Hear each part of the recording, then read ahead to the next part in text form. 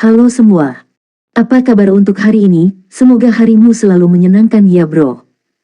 Selamat datang di channel YouTube saya. Tolong dibantu subscribe, like dan share ya, supaya saya terus semangat bikin kontennya. Wakakakak. Solen 3 chapter 36. Chapter 36 berjuang. Adik perempuanku menyulamnya. Desain bunga kecil di selimut memiliki kelopak ungu sedangkan sisanya berwarna perak. Meski tidak sempurna, itu tetap kenang-kenangan dari Na-Er. Tanggulin masih ingat dengan jelas saat itu. Dia tertawa di sisi Na-Er saat dia menyulam selimut. Dia bahkan menggodanya dan berkata, bunga-bunga kecil yang bengkok ini masih tidak secantik dirimu. Ingat ini, bocah nakal, akulah yang bertanggung jawab di sini. Zhou Zhangqi menunjuk dirinya sendiri dengan ibu jarinya. Duduk di tempat tidur lain, Yun Xiao tiba-tiba merasakan sesuatu yang salah. Sesuatu sepertinya memengaruhi suasana ruangan. Sekarang terasa lebih dingin dari sebelumnya. Setelah merasakan ini, dia melihat Tang Wulin perlahan mengangkat kepalanya. Matanya sudah memerah dan tinjunya terkepal. Sebenarnya ada suara, "Papa," yang keluar dari buku-buku jarinya.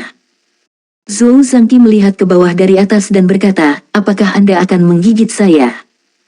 Tang Wulin bergerak, menyerang Zhou Zhangqi seperti peluru artileri saat dia mengayunkan lengan kanannya. Serangkaian ledakan bergema di udara saat tinju terbang, tiba di depan Zhou Zhangqi dalam sekejap. Zhou Zhangqi bukan orang idiot dan tahu bahwa Tang Wulin bisa meledak kapan saja. Dia sudah siap dan segera setelah dia melihat tinju itu terbang ke arahnya, tangan kanannya bergerak untuk menangkisnya. "Pah!" berdebar. Hualala. Suara pertama adalah telapak tangan Zhou Zhangqi yang bertemu dengan tinju Tang Wulin. Penilaiannya akurat dan dia bahkan berhasil menghadapi tinjunya. Sial baginya, itu seperti semut yang mencoba mengguncang pohon besar. Dia sama sekali tidak bisa menggerakkan tinju Tang Wulin. Suara kedua adalah tinju Tang Wulin bertabrakan dengan dada Zhou Zhangqi. Ada suara hantaman yang teredam, dan dia terlempar ke udara. Suara terakhir dibuat ketika Zhou Zhangqi terbang melalui jendela dengan hampir tidak ada perlawanan. Dia telah terbang keluar dari asrama dari lantai 2. Ah, jeritan sengsara mengikuti tak lama kemudian. Sekarang, Yun Xiao sudah turun dari tempat tidurnya dan dengan bodohnya menatap Tang Wulin yang melepaskan aura yang mirip dengan naga tirani. Dia bahkan tidak tahu bahwa buku di tangannya telah jatuh ke lantai. Jiwa bela diri Zhou Zhangqi adalah Titan AP. Dia adalah master jiwa bela diri sistem kekuatan peringkat 11. Satu-satunya alasan dia ditugaskan ke kelas 5 dan ke kamar asrama ini adalah karena kekuatan jiwanya tidak setinggi itu. Tetap saja, dia adalah orang terkuat yang pernah Yun Xiao temui seusianya. Yun Xiao benar-benar yakin bahwa pukulan Tang Wulin sama sekali tidak mengandung kekuatan jiwa ketika itu mengirim Zhou Zhangqi terbang. Pukulan itu dilemparkan hanya dengan kekuatan kasar. Dengan jiwa bela dirinya menjadi Titan AP, tulang Zhou Zhangqi lebih kuat dan lebih keras dari orang biasa. Akibatnya, dia sebenarnya lebih berat dari orang dewasa pada usia 9 tahun. Bahkan dengan tubuh yang kokoh, dia dikirim terbang melalui jendela oleh pukulan Tang Wulin. Berapa banyak kekuatan yang dibutuhkan untuk melakukan ini? Tepat pada saat itu, seseorang dengan wajah sedingin es dan mengenakan pakaian olahraga hitam memasuki ruangan. Dia melihat barang-barang yang tersebar di seluruh lantai dan mengerutkan alisnya sebelum menendang barang-barang Tang Wulin ke samping. Dia dengan dingin berkata kepada Tang Wulin yang menghalangi jalannya, "Minggir." Keadaan pikiran Tang Wulin yang tidak stabil dipenuhi dengan gambaran wajah Na-Er yang tersenyum saat ini. Ketika Zhou Zhangqi menginjak bunga yang disulam Na-Er untuknya, dia melihatnya saat Zhou Zhangqi menginjak Na-Er sendiri. Ketika anak muda yang dingin dan sombong itu menendang barang-barangnya, itu seperti telah menyala.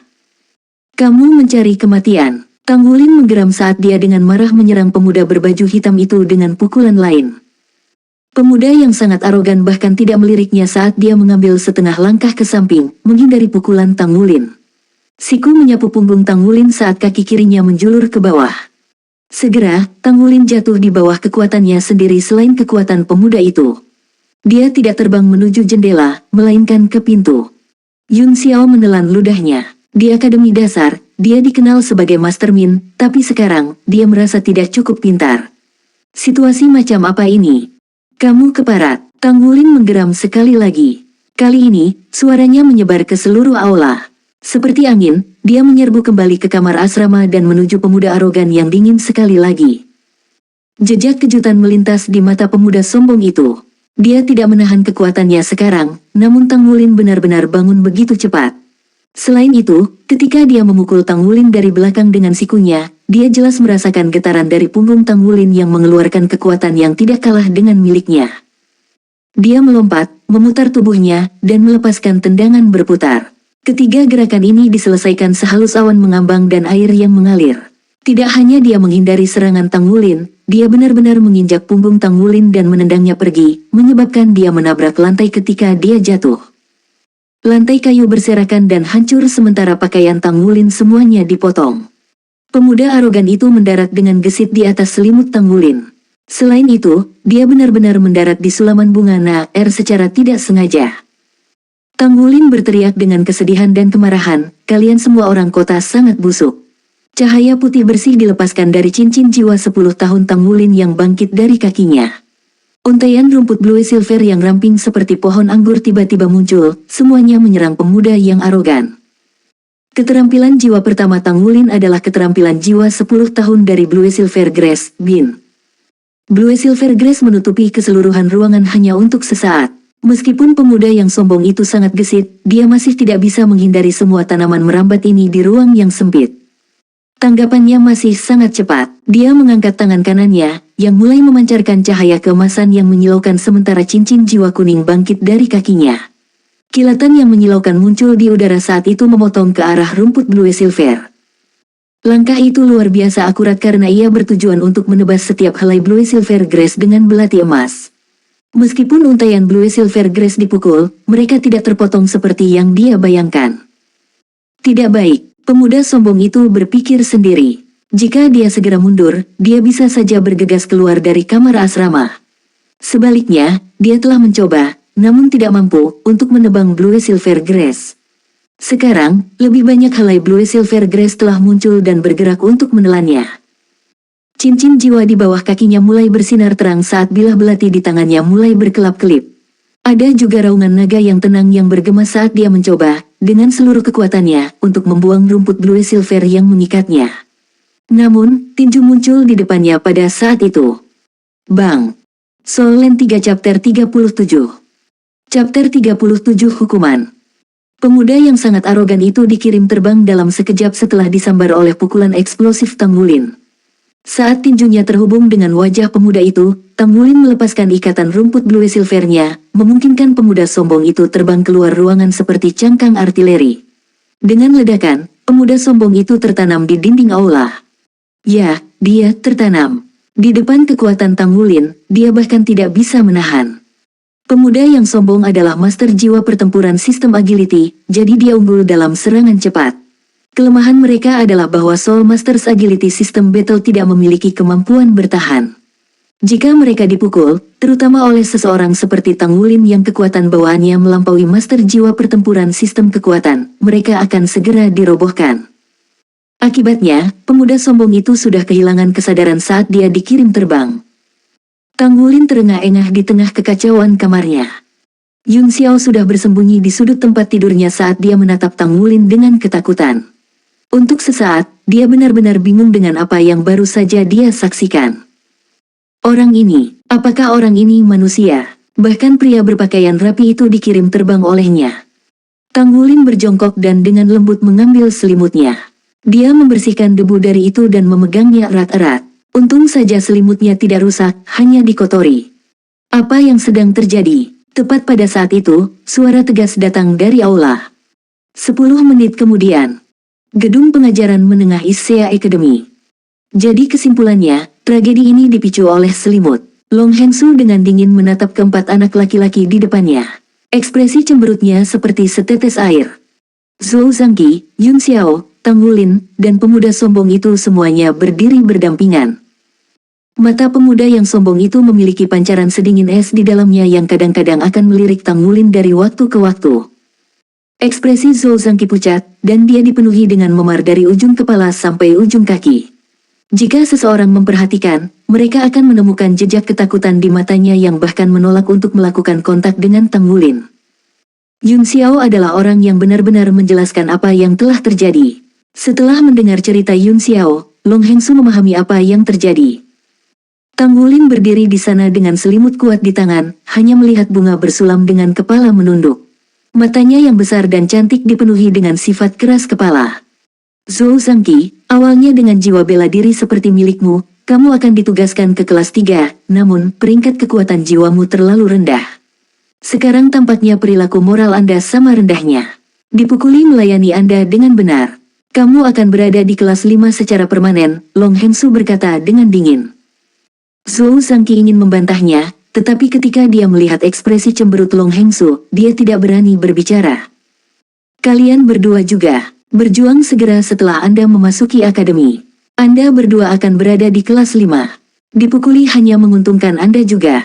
Long Hengsu mengatakan ini pada Yun Xiao dan pemuda arogan itu kali ini. Pemuda yang sombong itu sepertinya tidak mengerti kata-kata Long Hengsu sama sekali karena pandangannya tertuju pada Tang Wulin sepanjang waktu. Pipinya cukup bengkak setelah pukulan Tang Wulin. Jika dia tidak menarik kepalanya begitu cepat, dia takut dia tidak akan memiliki banyak gigi tersisa setelah pukulan mengerikan Tang Wulin. Yun Xiao membantah dengan kaget, Direktur Long, aku sama sekali tidak terlibat dalam pertarungan. Dari awal sampai akhir, saya hanyalah seorang penonton. Long Hengsu dengan dingin menjawab, kalian semua di kamar asrama yang sama. Jika Anda melihat mereka berkelahi dan tidak mengambil tindakan apapun untuk menghentikannya, bagaimana Anda bisa mengatakan itu hal yang baik? Bahwa kaulah orang yang benar. Kamu sangat licik di usia yang begitu muda, bagaimana kamu bisa tumbuh menjadi orang baik? Apakah ada yang tersisa untuk dikatakan? Untukmu, tatapan Long Hengsu beralih ke Tang Wulin. Kamu sangat baik, ya. Anda memenangkan pertarungan, 1 lawan 2. Masalah kali ini tidak dapat disalahkan pada Anda karena Anda diprovokasi. Untung saja pria itu pemberani, jadi aku tidak akan menghukummu. Namun, jiwa bela diri Anda hanyalah rumput Blue Silver, jadi Anda terjebak di kelas 5. Tang Wulin mengangkat kepalanya dengan heran. Dia berpikir bahwa dia akan menerima hukuman terberat, lagi pula, dialah yang memukul mereka, dan juga tidak ringan. Zhou Zhangqi dipenuhi memar ungu sementara wajah pemuda yang sombong itu bengkak seperti roti kukus, namun dia tidak dihukum. Terima kasih atas keadilan Anda, kata Tang Wulin buru-buru. Long Hengsu dengan acuh tak acuh berkata, meskipun ada alasan untuk pertarungan, masih ada kebutuhan untuk mengganti kerugian. Saya akan memberi Anda biaya untuk memperbaiki jendela, tempat tidur, dan dinding nanti sehingga Anda dapat membayarnya kembali. Ah, Tang Wulin tercengang, bayar. Dia hanya memiliki 3.000 koin federal yang telah diberikan ayahnya. Ini adalah uang sakunya selama 1 semester. Karena pendidikan adalah wajib, makanan dan biaya hidup semuanya ditanggung. Jadi, tidak banyak hal yang perlu dia bayar. Pergi sekarang. Anda dapat terus bertarung jika Anda mau, tetapi lain kali, itu akan ditambahkan ke rekor Anda. Hasil pertempuran, bersama dengan catatan tentang bakat Anda untuk menjadi Master Meisha, akan memengaruhi apakah Anda akan diterima di akademi tingkat lanjut atau tidak di masa depan. Jika Anda memiliki keberanian, pergilah bertarung. Tetapi jika Anda benar-benar ingin bertarung, sebaiknya Anda tidak membiarkan akademi mengetahuinya. Jika tidak, akan ada hukuman berat. Setelah keluar dari kantor guru, suara tegas Long Hengsu masih tertinggal di telinga mereka. Namun, suasana hati Tang Wulin jauh lebih baik sekarang. Bahkan jika dia tidak tahu berapa banyak yang harus dia bayar untuk perbaikan, akademi telah menangani urusan ini dengan tidak memihak dan adil. Mereka tidak bias terhadap yang lain hanya karena jiwa bela dirinya tidak baik. Di luar gedung pengajaran, Long Hengsu melirik sekretaris ke samping dengan mata menyipit. Beri aku profil Tang Wulin untuk dilihat. Direktur, bukankah jiwa bela diri anak itu hanya Blue Silver Grace? Sekretaris itu bertanya dengan heran. Ekspresi serius di wajah Long Hengsu sebelumnya telah menghilang. Sebagai gantinya ada sedikit senyuman. Rumput Blue Silver, saya khawatir tidak sesederhana itu. Dia mampu memukuli 2 orang sendirian pada hari pertamanya, dan salah satu dari anak-anak itu berasal dari keluarga Xie. Bagaimana seorang bocah nakal dengan hanya Blue Silver Grace bisa mencapai ini? Apalagi ia mampu menumbuhkan jiwa bela diri sampah seperti Blue Silver Grace ke peringkat 11 di usia muda 9 tahun. Hanya ini akan membuatnya menjadi anak ajaib. Bertentangan dengan apa yang mungkin Anda pikirkan, kita harus memperhatikan dia. Mereka kembali ke kamar asrama, tapi masih berantakan. Tidak ada yang membersihkannya untuk mereka. Tang Wulin diam-diam meletakkan selimutnya di atas meja, lalu mengambil semua barangnya. Zhou Zhangqi berdiri ke samping, mengepalkan dan membuka tinjunya dengan erat beberapa kali. Pemuda yang sangat arogan itu melirik Yun Xiao yang berada di bawah tempat tidur susun mereka, lalu menunjuk ke atas. Kamu naik. Yun Xiao tertegun sejenak. Namun, dalam menghadapi ekspresi jahat pemuda sombong itu, dia memilih untuk tersenyum dan dengan cepat membersihkan barang-barangnya sebelum naik ke ranjang teratas. Dia adalah orang yang pandai dan banyak akal, mengapa dia pergi dan memprovokasi gunung berapi yang bisa meletus kapan saja. Tangan pemuda yang sangat arogan itu berkedip dengan cahaya cemerlang sejenak, menyebabkan spray bersih secara misterius muncul di tangannya. Setelah itu, dia membentangkan spray di atas tempat tidur. Soul Land 3 Chapter 38. Chapter 38 Reparasi. Sedangkan untuk tempat tidur susun di sisi lain ruangan, tempat tidur atas telah hancur sedangkan tempat tidur bawah adalah milik Zhou Zhangqi. Tang Wulin merapikan barang-barangnya, lalu meletakkannya di tempat tidur bawah. Setelah meletakkan barang-barangnya, dia berbalik dan dengan dingin menatap Zhou Zhangqi. Kamu bangun, Zhou Zhangqi meraung. Tang Wulin dengan dingin menjawab, pergilah. Kamu, Zhou Zhangqi ingin bangun dengan marah. Jangan terlalu impulsif. Apakah Anda sudah lupa apa yang dikatakan Direktur Long? Mungkinkah Anda tidak ingin menjadi Meh Master di masa depan? Kata Yun Xiao sambil melompat dari tempat tidur atas. Nafas Zhou Zhangqi jelas sedikit compang-camping saat Tang Wulin mengambil ranjang atas yang hancur, merobeknya, dan kemudian melemparkannya keluar jendela. Seluruh ranjang teratas telah dilenyapkan sepenuhnya. Seharusnya yang ini, seorang anggota staf Akademi Parubaya berkata sebelum dia memasuki ruangan dengan tempat tidur kayu. Dia melihat suasana yang aneh di antara keempat anak laki-laki itu, dan tertawa sendiri, benar. Berjuang di hari pertama sekolah, kalian pasti punya masa depan cerah. Jika kalian semua ingin terus berjuang, datanglah ke tempat tidur ini dengan seluruh kekuatan kalian. Harganya 10.000 koin federal. Jadi lanjutkan dan bertarunglah. Dengan cara itu, bonus saya akan menjadi lebih besar. Saat dia mengatakan ini, dia mengangkat papan tempat tidur dan meletakkannya di atas tempat tidur susun. Papan tempat tidur masuk dengan sempurna. 10.000 koin federal. Tang Wulin terbelalak karena terkejut. Itu hanya papan tempat tidur. Guru, apakah kita harus membeli yang itu, atau bisakah kita keluar dan membelinya? Tang Wulin buru-buru bertanya. Guru mendengus dan berkata, apakah menurut Anda akademi adalah rumah Anda? Perusakan properti adalah kejahatan serius di sini. Saya berasumsi bahwa Anda adalah Tang Wulin. Total biaya untuk memperbaiki jendela, papan tempat tidur, dan dinding adalah 34.000 koin federal. Cepat dan bayar biaya perbaikan di kantor administrasi. 34.000 koin federal. Tang Wulin tercengang ketika mendengar nomor ini. Semua uang yang dia peroleh selama 3 tahun penempaan hanya berjumlah sampai 30.000 koin federal. Ini terlalu mahal. Ketika Zhou Zhangqi, yang telah memelototi Tang Wulin, mendengar ini, dia segera naik ke ranjang teratas tanpa mengucapkan sepatah kata pun. Tang Wulin duduk di tempat tidurnya dan merenungkan apa yang harus dilakukan. 34.000 koin federal. Itu 34.000 koin federal. Nama saya Xie. Pemuda yang sangat arogan itu berjalan ke Tang Wulin dan dengan berani memperkenalkan dirinya. Sama-sama, Tang Wulin tanpa sadar menjawab. Anda. Sama-sama, ekspresi tegas di wajah Xie runtuh pada saat itu. Siapa yang dia panggil, sama-sama. 1.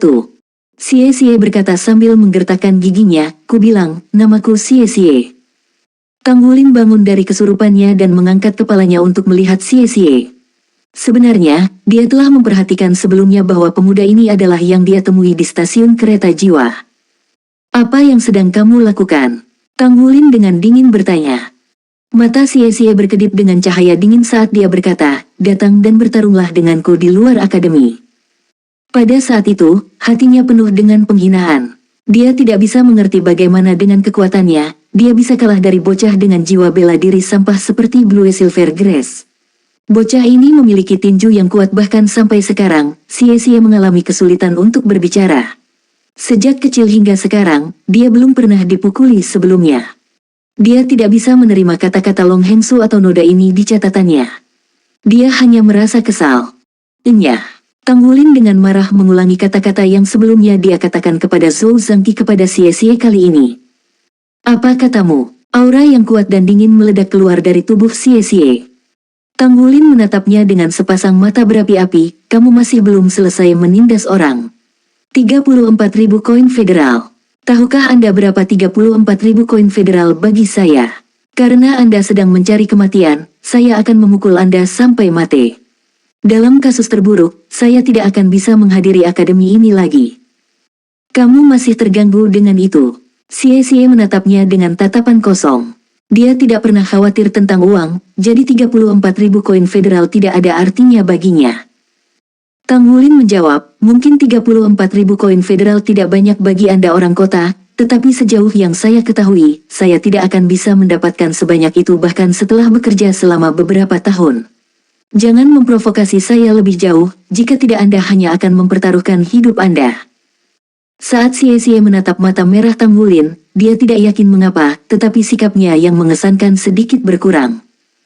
Aku akan membayar uangnya, jadi bertarunglah denganku. Xie dengan dingin berseru.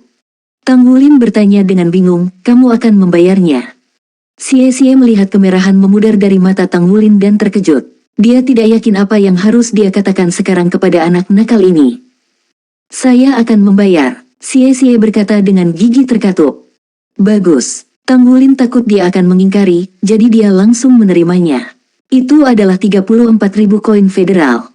Kapan kita bertengkar? Hanya satu pertempuran dan dia akan mendapatkan 34.000 koin federal. Dia bahkan akan membiarkan dirinya dipukuli karena uang sebanyak itu. Di depan penampilan Tang Wulin yang bersemangat, Xie tidak bisa membantu tetapi merasa tidak nyaman. Besok, dia berkata, sebelum berbalik dan pergi. Dia ingin merawat wajahnya yang bengkak dulu, kalau tidak dia harus menanggung penampilan seperti ini lebih lama lagi. Setelah keluar dari kamar, handuk muncul entah dari mana dan menutupi wajahnya. Ketika Tang Wulin melihatnya pergi, dia berpikir, orang-orang kota ini benar-benar kaya. Yun Xiao terbatuk, sekarang waktunya makan siang. Tang Wulin, apakah kamu ingin pergi bersama? Kedengarannya bagus. Tang Wulin mengangguk karena dia sudah lapar sejak lama. Zhou Zhangqi melompat dari ranjang atas. Keengganan dan kemarahan telah menghilang dari wajahnya dan dia jelas tidak terlalu bermusuhan dengan Tang Wulin daripada sebelumnya. Penyebab perubahan ini sangat sederhana, itu karena biaya perbaikan yang mencapai 34.000 koin federal. Tang Wulin bukan satu-satunya yang tidak kaya di sana. Zhou Zhangqi juga berasal dari keluarga biasa. Dia juga merasa takut ketika mendengar biaya yang sangat mahal untuk perbaikan. Insiden ini hanya dimulai karena dia. Tang Wulin, bagaimanapun, sama sekali tidak meminta kompensasi padanya. Tindakan ini memberinya kesan yang lebih baik tentang Tang Wulin. Yun Xiao memimpin dengan Tang Wulin dan Zhou Zhangqi mengikuti di belakang. Ruang makan divisi perantara adalah sebuah bangunan kecil yang terletak di samping gedung sekolah utama. Bangunan itu memiliki 3 lantai, yang menampung semua 6 kelas dari akademi menengah. Siswa kelas 1 dan 2 makan di lantai 1. Ruang makan hanya memiliki meja tanpa kursi. Ini adalah salah satu kebiasaan Akademi ISEA. Siswa harus makan sambil berdiri, untuk meningkatkan rasa urgensi. Ada 3 jendela berlabel 1, 2 dan 3. Yun Xiao menjelaskan hal ini kepada Tang Wulin, memungkinkannya untuk memahami bahwa jendela ketiga memiliki makanan gratis, jendela kedua disubsidi, sedangkan jendela pertama membutuhkan pembayaran penuh dari siswa. Secara alami, jendela pertama menyediakan makanan terbaik, diikuti jendela kedua, sedangkan jendela ketiga menyediakan makanan paling dasar. Di papan di samping jendela ketiga tertulis, roti kukus. Zhou Zhangqi melirik Tang Wulin. Tang Wulin, karena akademi tidak mengizinkan kita bertarung, bagaimana kalau kita mengadakan kontes untuk melihat siapa yang bisa makan roti kukus paling banyak? Apakah kamu berani? Tang Wulin menatapnya, apakah kamu yakin akan ada cukup banyak roti kukus? Zhou Zhangqi menjawab, tentu saja. Jendela ketiga adalah makan sepuasnya. Ini dapat memasok sebanyak yang Anda inginkan. Bagaimanapun juga, kami Soul Master makan lebih banyak makanan daripada orang biasa. Tang Wulin bertanya, apa taruhannya dalam kontes makan ini? Zhou Zhangqi menjawab, siapapun yang kalah akan bertugas membersihkan kamar asrama. Jadi jika saya kalah, saya akan mencuci semua pakaian kotor Anda. Bagaimana dengan itu? Tang Wulin menghela nafas lembut. Saya sangat lapar. 1. Nama Xie terdengar seperti terima kasih dalam bahasa China. Tang Wulin salah dengar dan secara refleks menjawab dengan sama-sama ketika Xie memperkenalkan dirinya. Soul Land 3 Chapter 39. Chapter 39. Anda tidak bisa mengalahkan saya dalam makan baik. Tang Wulin menemukan masalah. Sepertinya dia makan lebih banyak saat berdiri daripada saat duduk. Sudah cukup banyak orang yang mengelilinginya. Perut orang ini tidak terlalu besar, tapi bagaimana dia bisa makan sebanyak itu? Dia akan memecahkan rekor. Aku ingat rekor roti kukus dari Akademi Menengah kita adalah 43. Berapa banyak yang sudah dimakan orang ini? Dia sudah memecahkan rekor dengan makan 45. Betapa hebatnya. Terlebih lagi, dia bahkan tidak terlihat seperti pemakan besar. Roti kukus juga seukuran telapak tangan. Roti kukus Akademi selalu sebesar ini. Zhou Sangqi sudah lama mulai dengan bodohnya menatap Tang Wulin. Dia selalu berpikir dia bisa makan banyak. Bahkan, ia sempat makan 20 roti kukus sebelum terlalu kenyang. Ini hanyalah daging giling bersama dengan sup sayuran. Tang Wulin tidak hanya makan roti kukus, tapi dia juga meminum supnya. Setiap 5 roti, dia akan minum 1 suapan penuh sup. Dia tampak seolah-olah dia benar-benar menikmati dirinya sendiri. Roti kukus seukuran telapak tangan benar-benar enak. Mereka diisi dengan bakso besar di dalamnya. Begitu menggigit roti, cairan berlemak akan keluar. Benar-benar terlalu enak. Yang paling penting, itu masih belum cukup. Aku harus merepotkan semuanya. Tang Wulin menghabiskan roti ke-50, lalu berjalan ke jendela makan ketiga. Yun Xiao menepuk bahu Zhou Sangqi. Ayo pergi dan mulai membersihkan kamar. Sekarang aku tahu dia bisa mengalahkanmu, akhirnya aku mengerti kenapa dia lebih kuat. Ini disebut hukum kekekalan energi. Semakin banyak seseorang makan, semakin banyak kekuatan yang mereka miliki. Wajah Zhou Sangqi sangat jompo saat dia melihat adegan ini. Tang Wulin memesan 20 roti kukus lagi. Kembali ke rumah, memberi makan Tang Wulin adalah sakit kepala terbesar Tang Ziran dan Lang Yue. Anak ini benar-benar terlalu pandai makan. Apalagi, ketika Na Er ada di sana, keduanya praktis bersaing tentang seberapa banyak mereka bisa makan. Kemampuan makan Zhou Sangqi sendiri sangat bagus dibandingkan dengan teman-temannya. Di sisi lain, Tang Wulin pada dasarnya berada di level yang sama sekali berbeda. Setelah menghela nafas panjang, Zhou Sangqi melihat ke arah Tang Wulin. Saya tidak pernah berpikir ada orang yang benar-benar bisa makan sapi utuh sebelumnya, tetapi setelah melihat kehebatan makan Anda, saya yakin itu mungkin sekarang. Saya setuju untuk bertaruh jadi saya harus menerima kekalahan ini. Aku akan kembali dan mulai membersihkan dulu. Anda dapat melanjutkan dengan menetapkan rekor Anda. Tang Wulin tidak terlalu khawatir tentang menang atau kalah. Baginya, makan sampai kenyang jauh lebih penting. Pada akhirnya, rekor roti kukus Akademi Menengah ditetapkan pada 80 roti dan 5 mangkuk besar sup sayuran. Ketika Tang Wulin meninggalkan ruang makan dengan perasaan puas, semua mata tertuju padanya. Setelah kembali ke asrama, Zhou Sangqi sedang membersihkan kamar, tetapi menghindari cucian Tang Wulin karena Tang Wulin tidak mengizinkannya. Tang Wulin ingin mencucinya sendiri. Yun Xiao membantu Zhou Sangqi membersihkan kamar. Akhirnya suasana ruangan menjadi lebih harmonis. Tepat ketika mereka selesai membersihkan kamar, Xie masuk dengan wajah terbungkus handuk.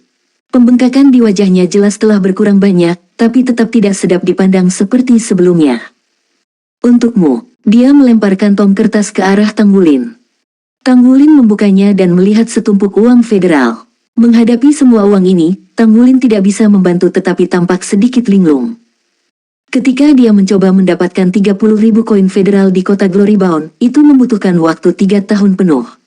Namun bagi orang-orang kaya ini, itu hanyalah uang saku. Kita mulai kelas besok, jadi besok malam, sepulang sekolah, kamu akan ikut denganku. Xie dengan dingin berkata. Baik, Tang Wulin setuju tanpa ragu sedikit pun. Yun Xiao berkata, Xie, biarkan saja. Kami akan tinggal di asrama yang sama selama 6 tahun ke depan. Xie dengan dingin menatapnya, lalu tanpa basa-basi berbaring di ranjang bawahnya. Tang Wulin bertanya pada Yun Xiao, tidak akan ada masalah jika aku keluar siang ini, kan? Yun Xiao menjawab, kami belum secara resmi memulai kelas, jadi tentu saja tidak akan ada masalah. Anda hanya perlu kembali sebelum lampu padam. Jika tidak, Anda akan dihadapkan pada tindakan disipliner. Ketika dia mendengar tindakan disipliner, hati Tang Wulin menegang sejenak. Dia sebenarnya tidak takut akan tindakan disipliner, melainkan dia takut akan potensi denda. Aku akan kembali nanti.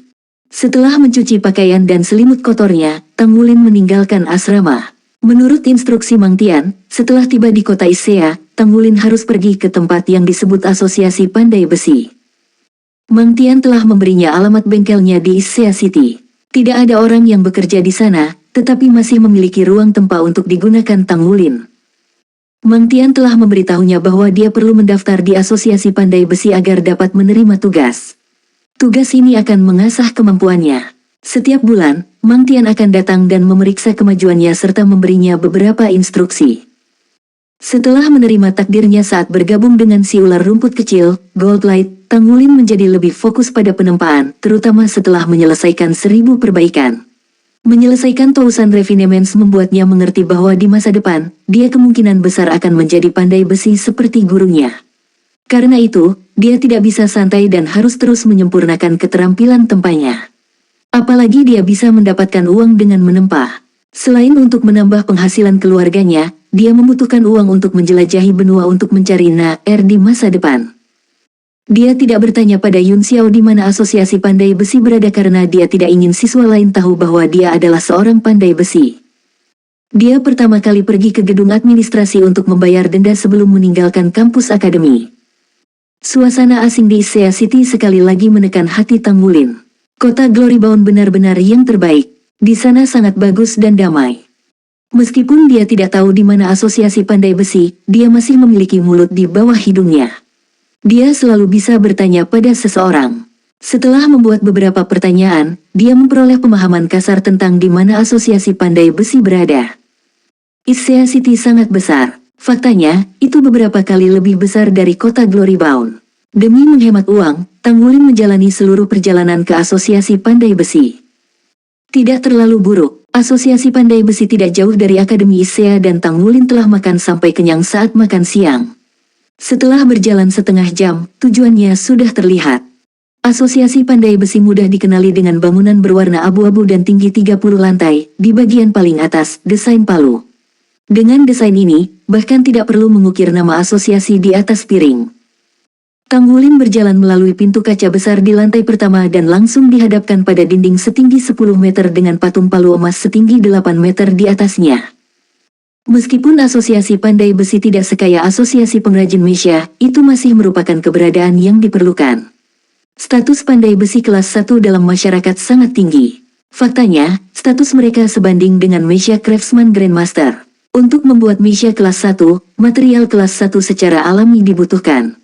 Karena itu, pandai besi kelas 1 dibutuhkan untuk memproses bahan kelas 1. Longe di lantai pertama sangat luas dan kosong. Hanya ada 2 wanita muda berpakaian abu-abu di meja resepsionis. Adik kecil, siapa yang kamu cari? Ketika mereka melihat Tang Wulin berjalan ke arah mereka, salah satu dari 2 wanita yang berpenampilan manis mengambil inisiatif untuk berdiri dan menyambutnya. Tang Wulin dengan malu-malu berkata, saya di sini untuk mengikuti tes peringkat pandai besi.